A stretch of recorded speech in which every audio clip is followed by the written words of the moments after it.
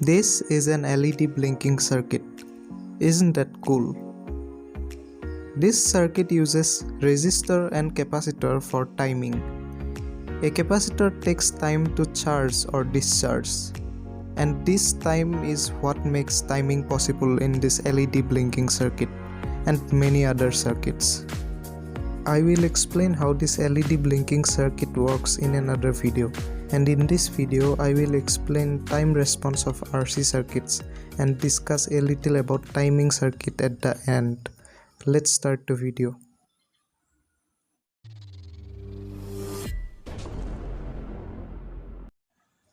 This is a capacitor. To charge a capacitor, we need to apply a voltage across the terminals of the capacitor. In my case, I am using a 3-volt battery to charge this capacitor.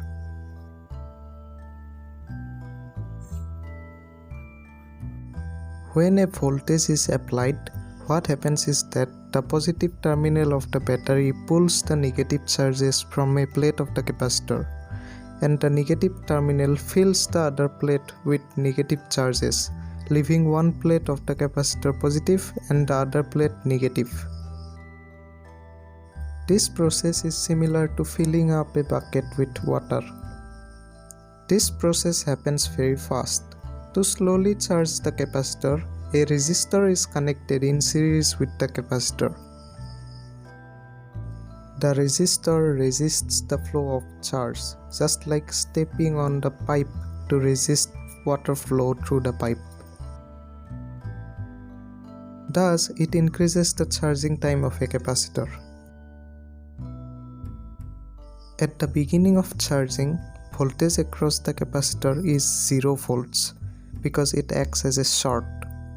Just like water level of the bucket at the beginning is 0 meters. But over time, water level of the bucket starts increasing from 0 and finally to the same water level as the water tank.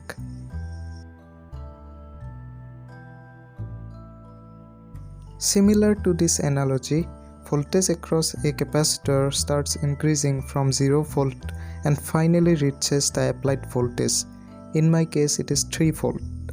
This way a capacitor charges.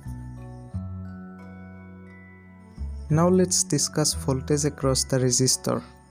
Let's go step by step.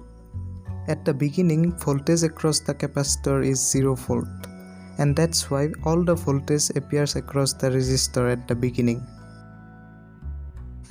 And we all know that the sum of voltage across each component must equal the power source voltage.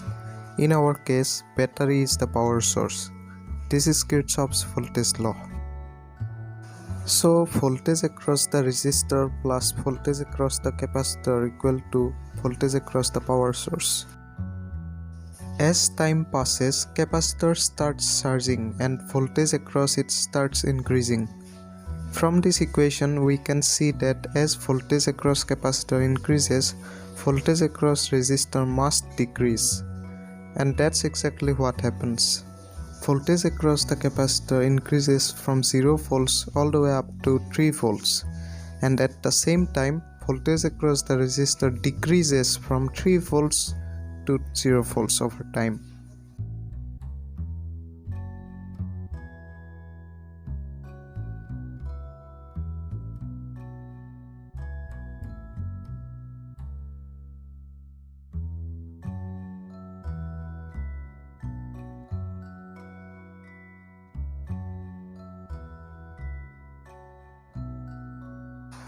To discharge a capacitor, disconnect the power and short these 2 points using a wire. Again, let's analyze voltage across the capacitor. When a capacitor discharges, the negative charges from this plate flows through the resistor and finally goes to this plate, making the plates of the capacitor neutral again. This time, since charges disappear, the voltage across the capacitor also starts disappearing from the previously charged voltage to 0 volts. Also note that while discharging, voltage across the capacitor equals voltage across the resistor because they are connected in parallel. Thus, voltage across the resistor decreases similar to the capacitor.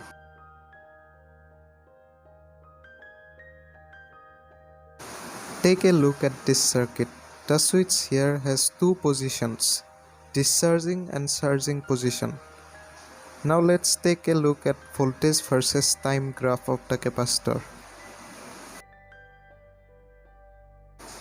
At the beginning of charging, voltage is 0 volt, and as time passes, voltage starts to increase like this. And after some time, capacitor fully charges, which means that voltage across the capacitor equals voltage of the power source. Now when the circuit is switched to discharging position, the voltage across the capacitor starts decreasing from charged voltage to 0 volts. Voltage across the resistor over time looks like this. At the beginning of discharging, voltage is maximum and starts decreasing over time. Also note that the direction of current is this way while charging, and that's why the graph shows positive voltage across the resistor. But when it is set to discharging position, current flows in the other direction, and that's why the current is negative. At the beginning of discharging, the magnitude of voltage across the resistor is maximum and starts decreasing over time and finally reaches 0 volt. So charging and discharging curve for voltage across the capacitor looks like this.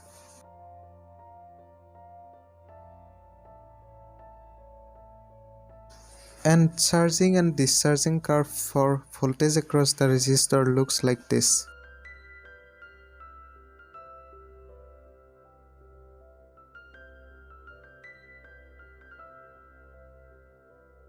This is how the graph looks like when the capacitor is charged and discharged repeatedly.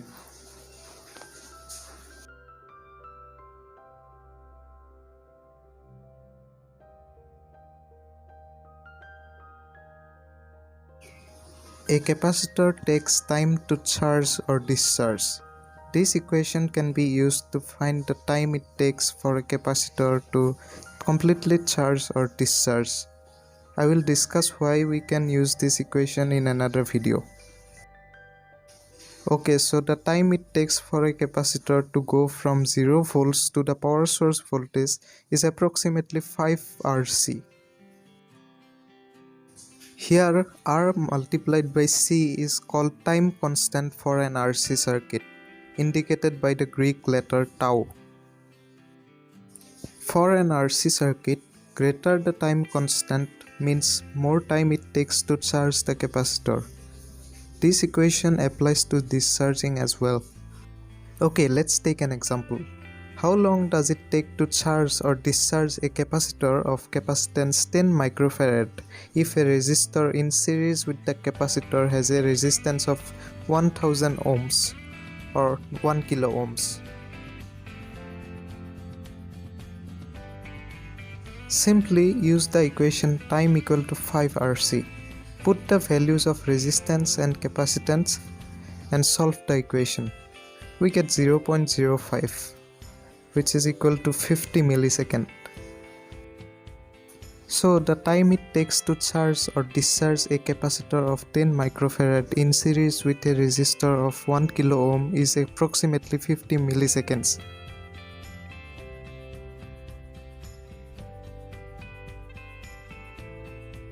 Voltage across the capacitor is called the integrated output, and this circuit is called integrator circuit.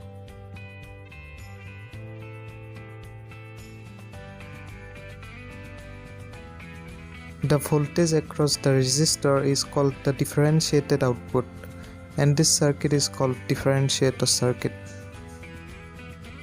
I will explain more about integrator and differentiator in an upcoming video. Differentiator circuits are used to create voltage spikes, which is very useful in many circuits, such as edge-triggered flip-flops.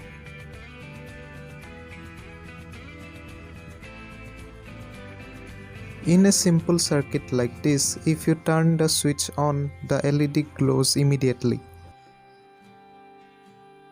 To provide a delay to the circuit, an RC circuit can be used as an integrator.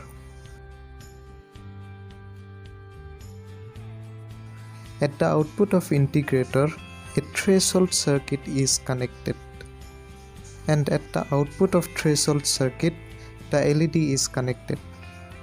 For now, you don't need to know what's inside the threshold circuit, but what it does is that it outputs high only when a certain voltage is reached at the input.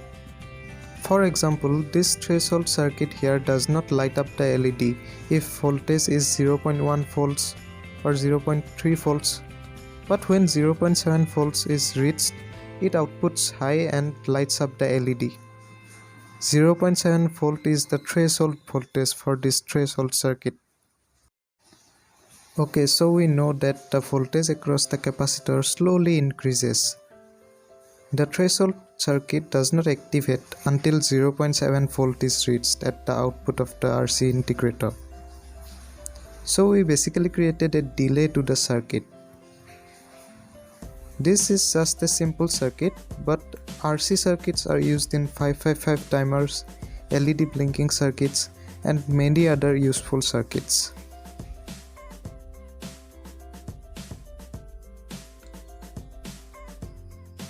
Thanks for watching this video. I will make more videos like this, so stay tuned.